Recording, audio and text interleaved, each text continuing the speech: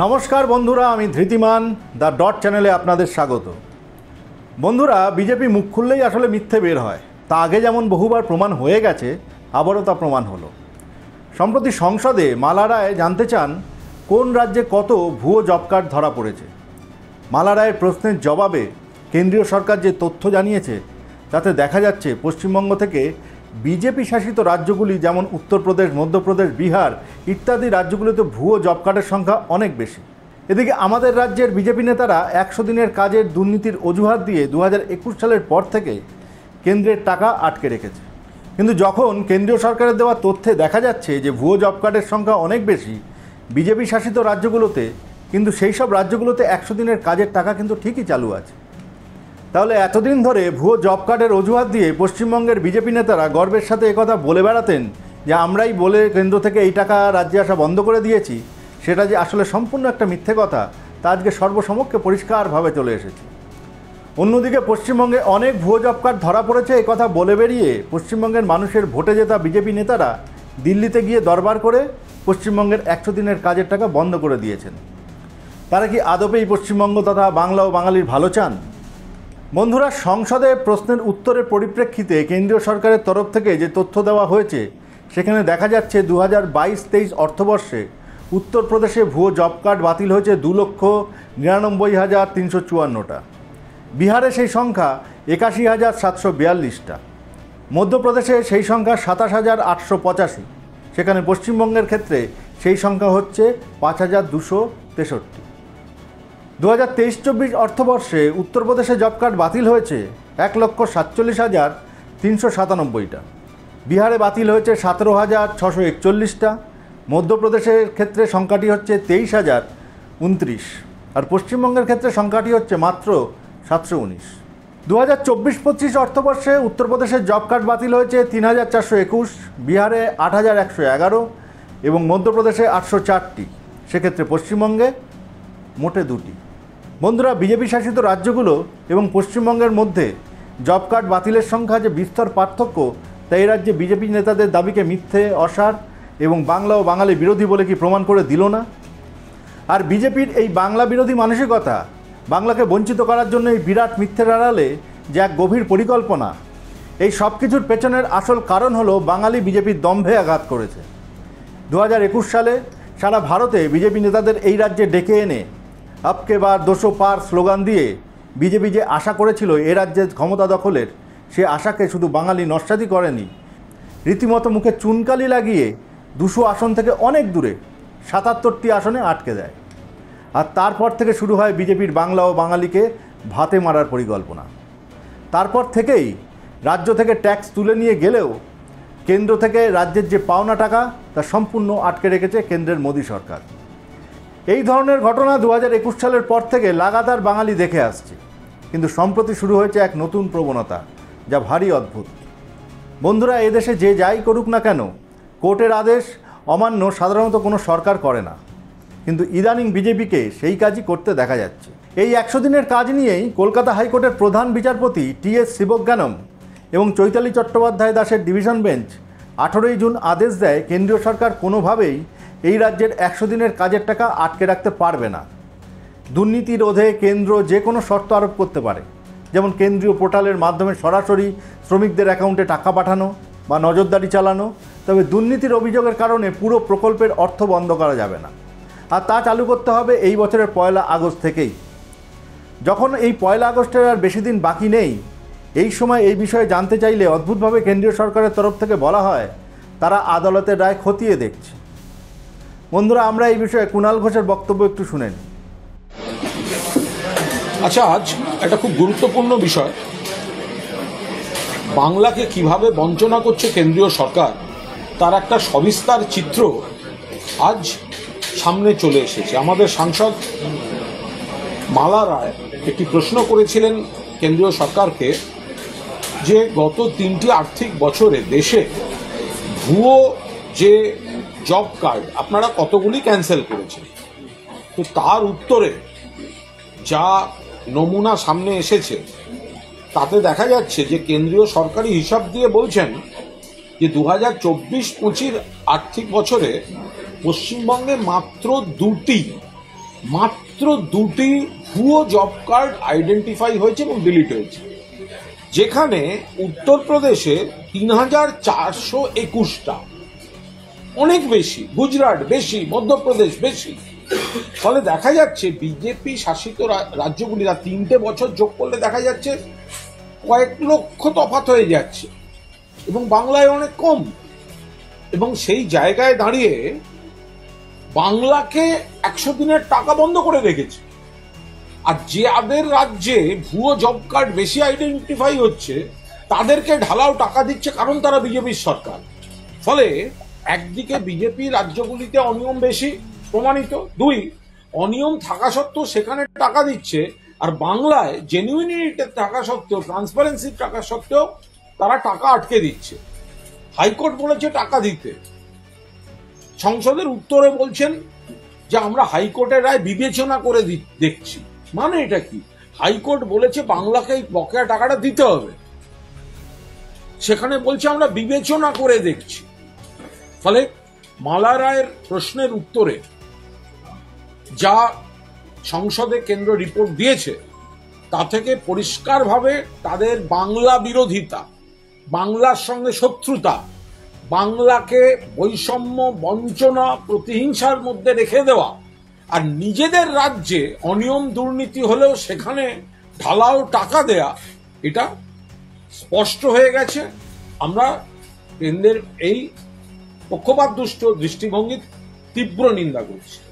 এটা রেস ধরে শিবরাজ সিং চৌহান একটা লিখিত জবাবে মহুয়া মৈত্র এবং সাজ্জা আহমেদের উত্তরে বলছেন যে 100 দিনের কাজে 1 আগস্ট থেকে হাইকোর্টের নির্দেশ শুরু হওয়ার কথা ছিল। বলছেন এখনো অর্ডার তারা খতিয়ে দিচ্ছেন, কোনো নির্দিষ্ট দিন জানাতে পারছে না যে কবে থেকে। আমি তো সেটাই বলছি যে যেখানে হাইকোর্ট বলছেন দিয়ে দিতে, সেখানে কেন্দ্রের গ্রামোন্নয়ন মন্ত্রী তিনি আমাদের মাননীয়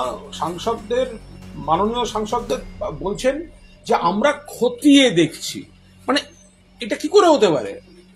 এখন ওনারা কি কোর্টের অর্ডারটা স্টাডি করছেন?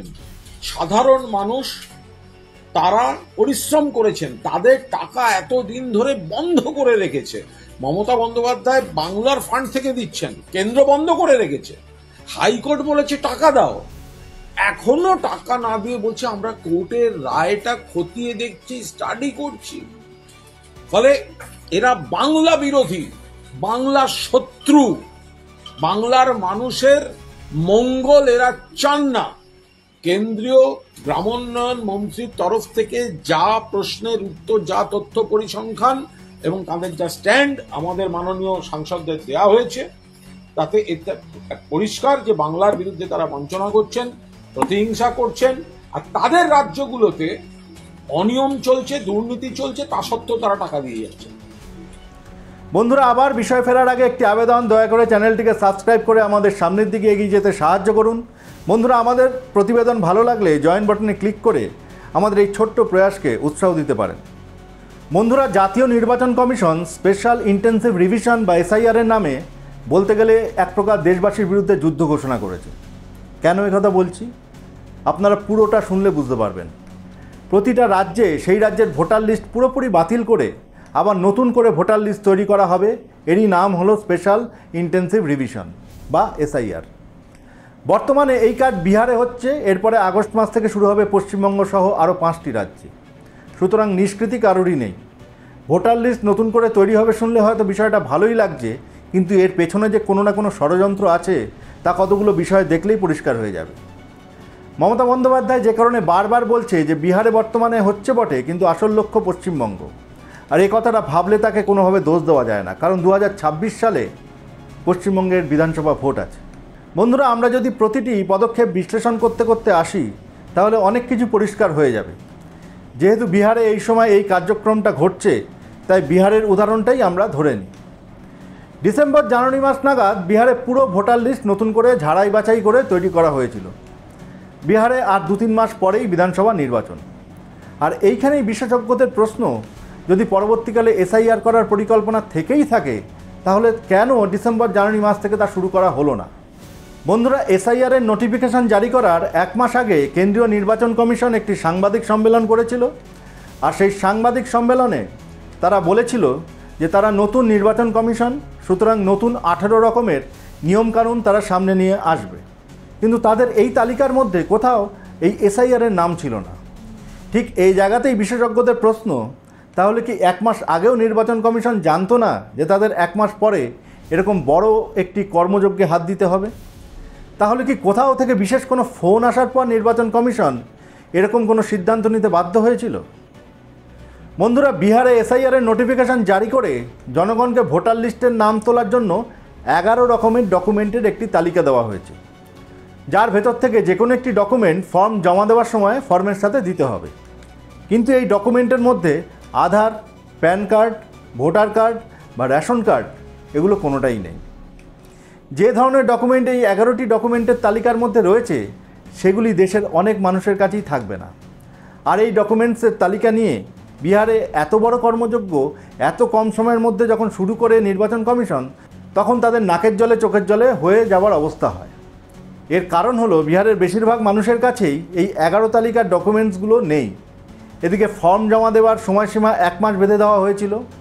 বন্ধুরা, বিহারে ভোটারের সংখ্যা 8 কোটির মতন। সেখানে 1 মাসের মধ্যে সমস্ত ডকুমেন্টস নিয়ে কিভাবে ফর্ম জমা দেওয়া সম্ভব? এর ফলশ্রুতি হিসেবে প্রথম দিকে ফর্ম জমাই পড়ছিল না। এই অবস্থা দেখে নির্বাচন কমিশন তাদের নিয়মে কিছুটা শিথিলতা নিয়ে আসে। নির্বাচন কমিশন পেপারে বিজ্ঞাপন দিয়ে জানায় কোনো রকম ডকুমেন্টস বা ছবি ছাড়াই শুধুমাত্র নাম লিখে সই করে ফর্ম জমা দিয়ে দেওয়া যাবে। ডকুমেন্টসের ব্যাপারটা পরে দেখা হবে।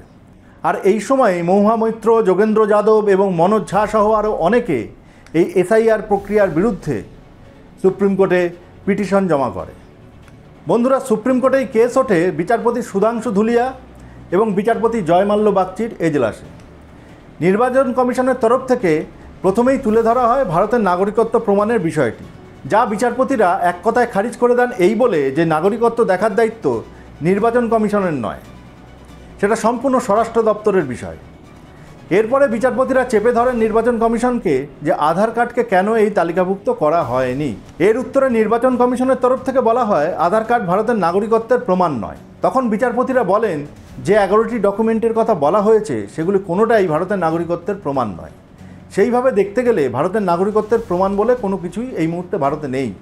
আর এই প্রসঙ্গ ধরেই বিচারপতি প্রশ্ন করেন, এতদিন নিয়ম ছিল ভোটার লিস্টে নাম তোলার জন্য 6 নম্বর ফর্ম ভরে জমা দিতে হবে এবং নির্বাচন কমিশনের রুল বুকে যেখানে ডকুমেন্ট হিসাবে আধার কার্ডের উল্লেখ করা রয়েছে, তাহলে এক্ষেত্রে আধার কার্ড প্রযোজ্য হবে না কেন? এর উত্তর নির্বাচন কমিশনের তরফ থেকে কিছুই দিতে পারেনি। এরপরে বিচারপতি রায় লেখার সময় নির্বাচন কমিশনকে জিজ্ঞাসা করে যে তাহলে কি রায়ে আধার কার্ড এই ডকুমেন্টের সাথে যুক্ত হলো তা লেখা হবে? কথা বলতেই নির্বাচন কমিশনের তরফ থেকে বলা হয় না। তখন বিচারপতিরা পাল্টা বলেন তারা রায় লিখবেন আধার কার্ডকে তালিকাভুক্ত করার বিষয়টি নির্বাচন কমিশন মেনে নিয়েছে, তাতেও নির্বাচন কমিশন না বলে। এরপর বিচারপতিরা বলেন যে তারা রায় লিখছেন নির্বাচন কমিশনকে আধার কার্ডকে এই তালিকাভুক্ত করার পরামর্শ দেওয়া হচ্ছে। যদি নির্বাচন কমিশন এই আদেশ না মানে তাহলে তাদেরকে কারণ দর্শাতে হবে, অর্থাৎ বন্ধুরা যাকে বলে শোকজ জমা দিতে হবে। এবং পরবর্তী শুনানির দিন ধার্য করা হয় 28শে জুলাই। বন্ধুরা, এসআইআরের প্রসঙ্গ তুলতেই নির্বাচন কমিশন হোক বা বিজেপি এরা একটি যুক্তি তুলে ধরে, তা হলো 2003 সাল অবধি ভারতবর্ষের বুকে এরকম রিভিশন 10 বার হয়েছে। তাহলে আজকে সেটা হতে বাধা কোথায়? এই প্রসঙ্গে জানিয়ে রাখি, এই যে প্রথমেই বলেছিলাম যে বিজেপি মুখ খুললেই মিথ্যে বলে, এই তথ্যটাও একরকম যাকে বলে অর্ধসত্য। হ্যাঁ, এটা ঠিকই 2003 সাল অবধি নির্বাচন কমিশন এই ধরনের রিভিশন করেছে, কিন্তু বিজেপি একথা বলছে না যে 2003 থেকে 2025 অবধি রিভিশনটা বন্ধ কেন ছিল। বন্ধুরা, নির্বাচন কমিশন আগে এই রিভিশন করতে গিয়ে লক্ষ্য করেছে এই রিভিশনের ফলে ভোটার লিস্টে কিছু বিষয় ঠিক হয় আর কিছু বিষয় ভুল থেকে যায়। ফলে পুরো বিষয়ের বিচারটা করলে আসলে সেইভাবে কোনোই লাভ হয় না। আর এইটা লক্ষ্য করেই নির্বাচন কমিশনের তরফ থেকে 2003 সালের পর থেকে এই ধরনের রিভিশন বন্ধ করে দেওয়া হয়। প্রতি বছর ভোটার লিস্টে কারা মারা গিয়েছে বা কারা এলাকায় নতুন এসেছে এই সামান্য পরিবর্তনগুলি করে নিলেই ভোটার লিস্ট মোটামুটি ঠিকই থাকে। আর বন্ধুরা, সত্যি যে এর পেছনে কোনো ষড়যন্ত্র আছে বা মমতা বন্দ্যোপাধ্যায়ের কথায় বলতে গেলে লক্ষ্য যে আসলে বিজেপির না জিততে পারা পশ্চিমবঙ্গ, সেটা বোঝা গেল যখন একদিন আগে সুপ্রিম কোর্টে নির্বাচন কমিশন হলফনামা দিয়ে জানালো যে তারা কোনোভাবেই আধার কার্ডকে এই তালিকাভুক্ত করবে না। সাথে আরও জানালো সংবিধানের আর্টিকেল 324 অনুসারে তাদের নাকি অধিকার আছে দেশের নাগরিকত্ব পরীক্ষা করার। নির্বাচন কমিশনের এই হলফনামা থেকে অন্তত এটুকু তারা স্বীকার করে নিলেন যে তারা নাগরিকত্ব পরীক্ষা করছেন, অর্থাৎ কোনো না কোনোভাবে ঘুরিয়ে এনআরসি করা হচ্ছে। এইবার আস্তে আস্তে পরিষ্কার হচ্ছে যে পেছনের ষড়যন্ত্রটা কী। আসলে যদি সত্যি নির্বাচন কমিশন দেশে একটি স্বচ্ছ ভোটার লিস্ট তৈরি করতে চাইতেন বা জনগণের সুবিধা করে একটি স্বচ্ছ ভোট আয়োজন করাই যদি তাদের উদ্দেশ্য থাকতো, তাহলে সুপ্রিম কোর্টের পরামর্শ তারা মেনে নিতেন। তারা নিজেদের অযৌক্তিক দাবিগুলো নিয়ে এইভাবে একগুঁয়েমির পরিচয় দিতেন না। আর ইলেকশন কমিশনই বা কী করবে? চাপ কোথা থেকে আসছে তা তো আমরা সকলেই জানি। কারা নিজেদের লুকিয়ে রাখা এজেন্ডাগুলো সোজা রাস্তায় কায়েম করতে না পেরে বাঁকা রাস্তা ধরছে। এমনি তো অমিত শাহ নিজের প্রাক্তন সচিবকে নির্বাচন কমিশনার করে বসায়নি। কিন্তু অদ্ভুত যেটা লাগছে তা হলো এত তাড়াহুড়ো কিসের যে হাইকোর্ট সুপ্রিম কোর্টের রায়ের বিরুদ্ধাচরণ করতে হচ্ছে? তাহলে কি হাতে আর বেশি সময় নেই মোদি সাহেব? তারা কি সামনে নিজেদের অন্তিম সময় দেখতে পাচ্ছে? আপনাদের কি মনে হয় বন্ধুরা? কমেন্টসের মাধ্যমে আমাদেরকে জানান। কেমন লাগলো বন্ধুরা আমাদের আজকের এই প্রতিবেদন? আপনাদের মতামত কমেন্টসের মাধ্যমে আমাদের জানান। ভালো লাগলে প্রতিবেদনটি লাইক ও শেয়ার করুন, চ্যানেলটি সাবস্ক্রাইব করুন ও জয়েন বাটনে ক্লিক করে আমাদের সামনের দিকে এগিয়ে যেতে সাহায্য করুন। আজকের মতন বিদায়।